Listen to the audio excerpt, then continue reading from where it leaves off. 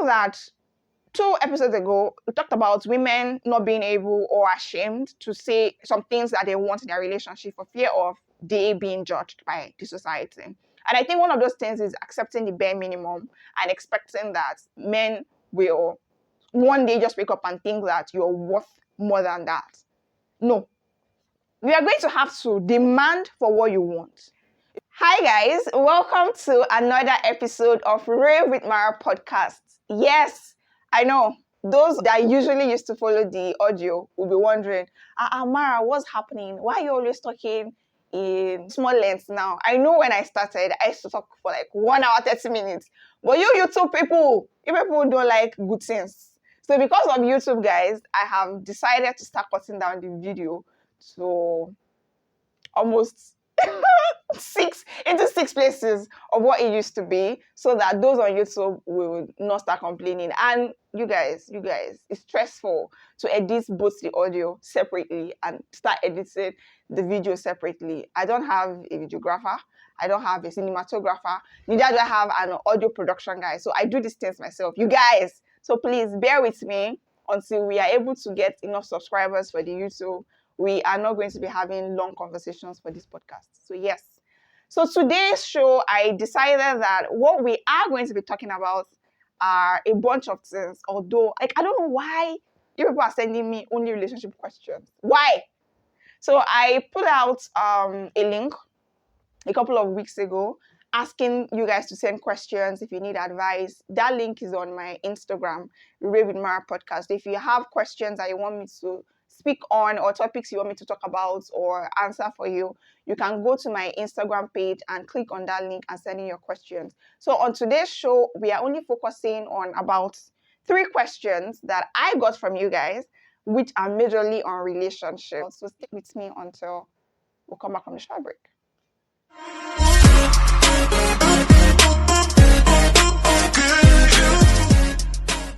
Welcome back to the show. I still remain your host, Maranatha Abuto. And like I said, we'll be answering questions that are sent in by you listeners. And the first question says, when a man approaches me to ask and all that he wants is sex, it makes me wonder what it is about me that screams, I just want to, right? Basically. And the person who sent this in is Miss A. Now, I know I've spoken about this a couple of times where I'm like, I think that when men approach women, what attracts a man to a woman in the first instance is purely based on lust, if we are being frank, right? So when you meet a woman and you're trying to ask the person out, you don't know this person from Adam. And that's why it's cringe-worthy when a man tells you within a couple of dates, like a date or 2 dates, I love you. And I'm like, where is that love coming from? What exactly do you love about this person? So I get where this question is coming from, right? And I would usually say that I'd rather you tell me the truth, like saying, oh, I'm coming to you, or I approached you because I like how you look physically. There's nothing wrong with that. Now, where I do find a fault is where you are being disrespectful about it. Oh, you just come onto a person, no courtesy, nothing, and you just go, oh, I just want to bang. That is where I find the problem. So yes, dear questioner, there is nothing wrong with you. When a man tells you, oh, this is all I want, it's now left to you to decide if it's what you want in that point of your life or it's what you don't want. I usually say that when people ask questions, my mom used to say, person will ask question, they ask because no one lost. So if somebody comes to you and tells you, oh, I just want to get down with you, and you think it's disrespectful, say that and say, oh, I'm not like that, or I don't want you for that. And it's fine. It's not usually a fight. If you feel you don't want to answer the person, you can also walk away. But I'm always of the opinion that if a person asks you or tells you something straight on, it means the person is being truthful without leading you on because, oh, they think what women want to hear is I love you so that they can bed you. So yeah, there's nothing about you that screams that. It is never about you. It is about what the other person can see and not necessarily what they think you are. So you are definitely not a hoe. The person doesn't think you're a hoe. He's just mesmerized or captivated by your physique. And that's it. Now, the second question says, hi, I'm not sure how this question thing works, but I'm a 30 years old woman living in Nigeria. I live in Abuja and I am lonely. I watch your videos on loneliness and all I want is companionship. Well, maybe the plowing too. Is that so hard to find? I can tell you the young men in Abuja is not ready to be serious. Even for fun, it's risky as hell. Most of them are STD carriers. Long story short, my question is, where are the men our parents want us to marry? Please don't ask me to try dating apps. Done that, it's now a hookup site. Married men and men from the Middle East and India dominate these sites. And this one is from Miss L. Okay. There are so many questions wrapped up in this one question. The first thing is about loneliness. Now, about a couple of episodes ago, I said that women are ashamed to say that, oh, I want love, I want companionship, I want to get married now, because it may seem like they are trying to, they are being desperate, or they are trying to get a man by all means, but it's normal human behavior. Everybody wants to feel companionship. You want to feel loved. So why are women ashamed to say that they are lonely? So yes, Miss L, I'm giving you a plus for being honest about how you feel and what you want. It is absolutely okay to feel lonely and want companionship, but never let your loneliness drive you into wanting something or accepting something that is not the standard that you want. Now, the next thing she said is Abuja men. Ha! I can tell you this one for free. My friend is a medical laboratory scientist, and when she calls me sometimes, she's like, "Be careful of this Abuja man. Be careful." I'm like, "Okay, what's happening?" And she's like, "Do you know the number of people that walk into our establishment, and by the time they walk out, they are STD carriers or they are HIV carriers?" See, you won't believe the amount of people that have HIV and are living in Abuja. And most of these guys, because I know for a fact that young men in Abuja, I know there's like the general story out there that most young men in Abuja only have cars. They don't have houses. I don't know about that. Maybe yes, it is true. But what I don't know is that young men in Abuja are not looking to settle down. Most of them are looking for where they will just have one or two and be all right. None of them is trying to be like they want to settle down. And worse still, because most of them are banging several people and being completely dishonest about it, there is that risk of STDs. So please, I beg you, if you're trying to get involved with an Abuja man, ensure that you know this person very well, like extremely well, before you plan on, plowing or allowing plowing or whatever it is that the lady used. So yes, I agree with you. Abuja young men, don't try it if you don't want to hear stories that touch the heart, right? Now, the other thing she talked about was dating apps. In 2020, I was a pioneer, a champion of using dating apps. Because now when you tell people, oh, I'm looking for men, or I'm trying to date, or now I'm ready to settle down, or I'm trying to date people seriously, one of the first things they tell you is go out. Now, where are these places that you are going to? Where in Abuja are these places that you're going to? Most of the places you go to be frank with you, is either there are married men there or there are men you're looking for hookup. To be honest with you, I feel like when people say there are men out there, there are women out there, it is true. But now, what is the percentage of these men and women who are looking to settle down or looking for something serious? That is the major problem. If you're looking for a hookup, trust me, it is very, very easy. And so when I joined Tinder, I think, in 2020, yes, I agree with her analysis. Now, I remember that amongst all the people that I matched with, or the people that sent me messages, none of them was anything to write them about. So I think fraudsters and people who are looking for hookup use that as a main catch point for their targets. So I don't know if I would recommend most of these dating apps now. I'm telling you this from my experience as well. I don't know anyone in recent time that got a serious person from. I did get a friend because we ended up like talking, and after a while I realized, oh, he is in Abuja. And then, but we never even got to see because along the line, and that brings me to another question. Can you ever truly be best friends with a man that you didn't grow up with? I know, like, people you grew up with, men you grew up with, most of them already have it itched in their brain that, that is like my sister, or nothing can happen with us. But like when you meet a mature man now, and a mature man tell you honestly that I am friends with this woman, like 100%, nothing is going on with us. So like that one and many other men that I say that I am friends with, along the line, feelings start to encroach, which is the same thing I keep telling people. You cannot meet your spec. Somebody you think is your full spec, and you say, give me your number, I just want to be your friend. It doesn't work that way. You saw a person, the only thing that attracted you to this person is that, oh, this person is fine, this person is slim, this person has bum, this person has boobs, and you think that you can completely be friends with this person. It doesn't work. So that is why I say that in our adult friendship, it is almost impossible for a full-blown man to be friends with a full-blown woman, especially when like heterosexuals now, that's what I'm saying, to be friends with each other and be completely off. Oh, I'm not going to cheat on my wife, I'm not going to cheat on my partner, or we are being friends completely. So yes, I don't know. And then her last question says,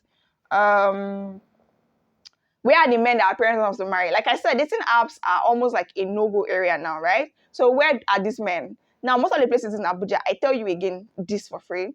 I'm using Abuja because I live in Abuja right now. I've lived here for more than 15 years. Yeah. Like most of my adult life, I lived in Abuja. Now, most of the places you go to be frank with you, it takes the grace of God for you to meet somebody, and it's just like, it's not just hook up you're looking for. So where are all the men? I don't know. Maybe ask your parents. I feel like parents put us on a kind of pedestal in this life where in your teenage years, when people are forming love, now you hear we've been best friends for 21 years. And you're asking yourself, wait, I don't understand. How old are these people?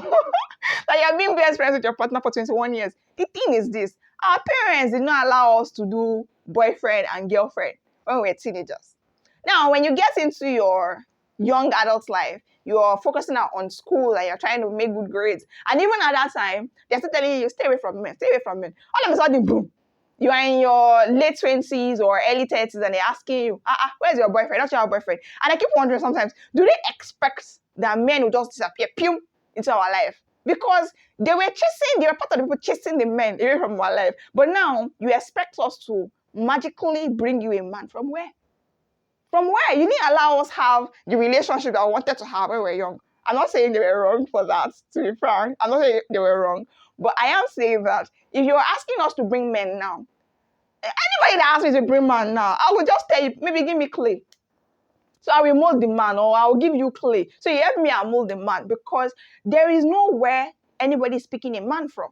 It takes the grace of God now for you to meet a man, and the man is serious with you and he wants to. And honestly, there are men out there who wants to settle down. It's just that they are small. If you look at the percentage or the lots, they are actually small. So my dear sister, yes, she said miss. My dear sister, I don't know where the men are, but I can tell you that being at home is not going to bring the men to you. You have to make conscious efforts to go out and talk to people. And also be ready to get your heart broken, because I think that most time women stay back in their shell when they see something they want or a man that they want, because they don't want to seem too desperate or too forward. But men do these things every time and they get what they want. So if you see a person that you think you're interested in, by all means, go ahead and talk to this person. It may lead to what you want. It may not lead to what you want. But what makes us human is our ability to keep trying. You fail, you stand up again, and you try again until you find the companionship that you're looking for. So, yep. The other question is from Miss D, yes. And she says, hi, Mara, please speak about how to successfully date without falling your own hand. In this new age, imagine going on a date and finding yourself on the internet because of small 12K chop where I chop. I think this person is making reference to that video that was on the internet for a week or so. So I tell people this every day. When I was in uni 6 years ago, I remember one of my friends who asked me out on a date. Like there were a couple of them who asked me on a date, and I said this, but one particular one stood out because he made an issue of it. I would never go out with you, right? If you're asking me on a date and you expect me to pay. And I am like at a point in my life where I cannot afford to pay at the restaurant you're taking me to. So back in uni then, when you ask me out on a date and you say, let's go out, let's go and eat or let's go somewhere, I'm usually very straightforward with, where are we going? And when you tell me, I'm like, I don't think I can afford to pay for that place right now. Now, is that left to you as a person inviting me on that day to tell me, oh no, I'm paying your bills? Because again and again, I say it on this podcast, I am a person that loves respect. I would respect you if you respect me. So respect is reciprocal for me. So I would never be caught in a situation that you're shaming me for a date you asked me to be on. I'm sorry to that lady. I don't know what the story was because, quite frankly, I was appalled by that man's behavior. I get that maybe you can feel why you would chop 12K if you don't get money to pay. It sounds like, okay, wow, women always doing this thing. But nigga, you asked this person out on that date. This person waited for you, which is something, again, I'm never ever going to do. See, I think that 2 episodes ago, we talked about women not being able or ashamed to say some things that they want in their relationship for fear of they being judged by the society. And I think one of those things is accepting the bare minimum and expecting that men will one day just wake up and think that you're worth more than that. No. We are going to have to demand for what you want. If you want a man to communicate with you effectively, you're going to want to tell him that, I don't like the way you communicate with me. You call me every 2 days. So what do you do between those 2 days? If we're in an active relationship and we are not just being, or just, seeing where the road leads or whatever, we are actually in a relationship. Why are you communicating to me once in 2 days? Right?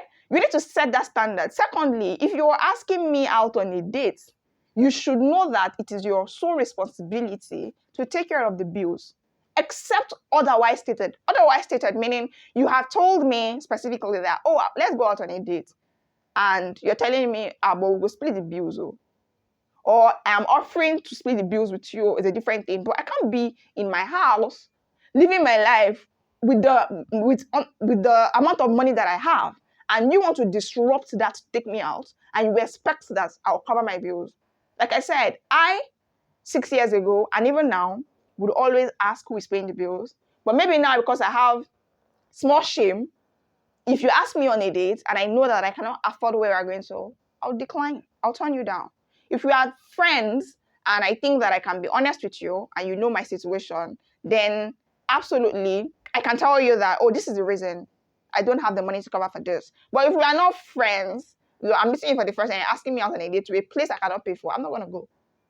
So I think that's also setting your own standard, because how are you going on a date with a man that would disgrace you and rob your entire form in Potopoto because of 12K? I think I remember another story that one of my friends shared with me on Instagram, Dami.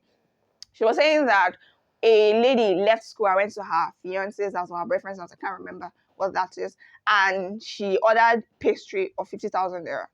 I think it is also the effrontery at which some people feel really entitled to their partners or their boyfriend's money. I've said it again and again. Now, there is this thing called hypergamy, where people or women are feeling like, I am of a certain dating class, or I am of a certain class, and I can't date men below that standard, or I cannot allow men below that standard date me, which is not entirely bad, right? But again, if you are that kind of person, ensure that your partner knows that. And that is just it. Whatever it is that you want, communicate it. If you want your partner to step up, communicate it. You should never take whatever your partner is dishing out to you that you don't feel comfortable. This last person, I think that setting your standard is very, very important. Ensuring that if it's money you want, let your partner know that you want them to be paying you money. If it is attention you want, ask for it. And again, it takes me to this thing where I'm like, people show love in different forms, which is taking me to love languages. So there is a way that a person wants to be loved, and there's a way that a person shows love. And most of the time, the way I love is the way that I would show love to another person, thinking that is what they need. So I am a person who loves acts of service. So I expect that when I have a problem or I'm doing something, I love when my partners do things for me because I am somebody who is always working, right? If I'm not writing, I am doing podcasts. I'm not doing podcasts. I'm doing my 9 to 5. Like I'm always working. I'm always doing one thing. So I love it when my partners do this for me. But I found that partners I've been with are not people who love things being done for them. They either want quality time or something, which is not my strong my strength, but people want to be loved how they want to be loved. So again, communicating that would ensure that some of these issues will be very well avoided. So I think that's all we have for today. Thank you guys for sticking with me. I hope that you are subscribed. I hope that you're sharing my content. I hope that you're reposting. Please like and comment. Please, I beg you guys. I want to get this thing monetized. So please help me to help you. Until next week. Bye bye.